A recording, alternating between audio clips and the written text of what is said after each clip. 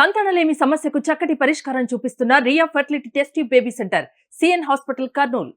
గత 10 సంవత్సరాలు పైబడి బీజేపీ పాలన మనం చూస్తున్నాం దేశవ్యాప్తంగా. ఒకసారి గర్వాపసి అంటారు, పాపం అభం శుభం తెలియదు. అప్పుడప్పుడే ఇస్లాం మతంలోకి వచ్చిన వాళ్ళు లేదా ఇస్లాం గురించి కనీస అవగాహన లేని వాళ్ళని తీసుకుని పోయి ఒక యాగం చేస్తున్నట్లు, ఒక హోమం చేస్తున్నట్లు వాళ్ళకు బొట్టు పెట్టి వాళ్ళ పేర్లు మార్చి బలవంతంగా వారు చెప్పిన మతంలోకి, హిందూ మతంలోకి మార్చుకుంటున్నారు. ఇక బీఫ్ తిన్నారని కొంతమందిని చంపుతున్నారు, బహిరంగ కొంతమందిని, బయటపడకుండా కొంతమందిని చంపుతున్నారు. టోపులు పెడితే టోపులు పెట్టకూడదని కొడుతున్నారు. చివరికి ఆడపిల్లలు బుర్ఖా వేసుకుని హిజాబ్ వేసుకుంటే అది కూడా నచ్చడం, దాన్ని కూడా ఇబ్బంది పెడుతున్నారు.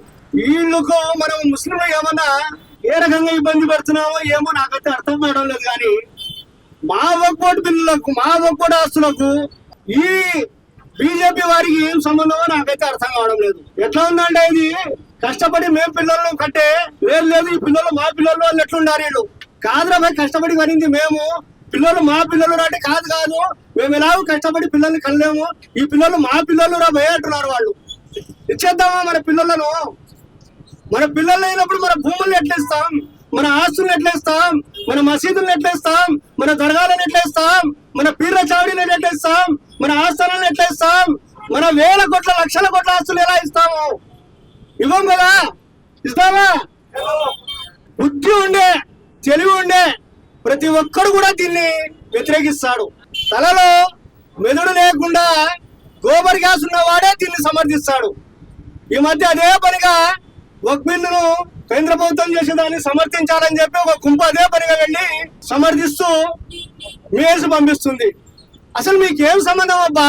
आज social democratic party of India की जानिब से एक धरना प्रदर्शन किया जा रहा है। ये इसलिए कि जो वक्फ अमेंडमेंट 2024 जो बिल लाने की कोशिश की जा रही है, इस बिल की मुखालिफत में social democratic party of India की जानिब से पूरे स्टेट और पूरे नेशनल लेवल पर ये धरना प्रदर्शन जो है किए जा रहे हैं। इसलिए कि ये बिल हमारे दस्तूर के ख़िलाफ़ है। हमारे दस्तूर के आर्टिकल नंबर 14, 15, 25, 26 और 30 के ख़िलाफ़ है। हम इसकी मुखालिफत करते हैं कि ये बिल हरगिज़ भी मंजूर नहीं होना है।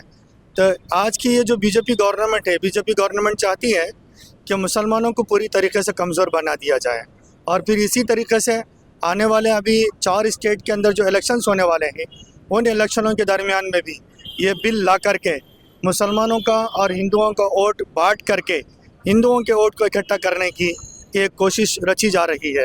ये बीजेपी की बहुत बड़ी साजिश है। लिहाजा इसकी साजिश को हम पूरी तरीके से बेनकाब करने के लिए हमारी ये कोशिश मुकम्मल तौर पर हम जारी रखेंगे। तो लिहाजा आज हमने ये प्रोटेस्ट इसके लिए जारी रखा है। ఎస్డిపిఐ ఆధ్వర్యంలో గాంధీ చౌక్లో బీజేపీ తెచ్చిన నల్ల చట్టానికి వ్యతిరేకంగా ధర్నా నిర్వహించడం జరిగింది.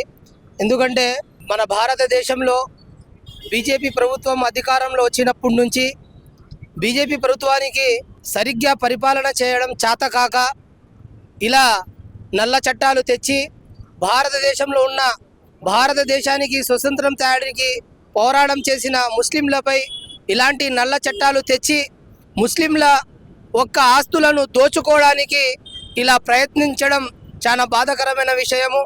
ఎందుకంటే భారతీయులందరూ గమనిస్తున్నారు, ఈరోజు ముస్లింలకు ఉన్న ఆస్తి అంటే ముస్లింలది కాదు, ఒక అల్లా ఆస్తినే దోచుతున్నారంటే రేపు ప్రజల ఆస్తిని దోచుకోవడానికి వీళ్ళకు ఎవరు కూడా ఆపలేరు. కాబట్టి భారతదేశంలో ఉన్న ప్రతి ఒక్క పౌరుడు ఇలాంటి నల్ల చట్టాలకు వ్యతిరేకించాలని నేను ఈరోజు గాంధీ చౌక్లో ఈ ధర్నా ద్వారా నేను అడుగుతున్నాను.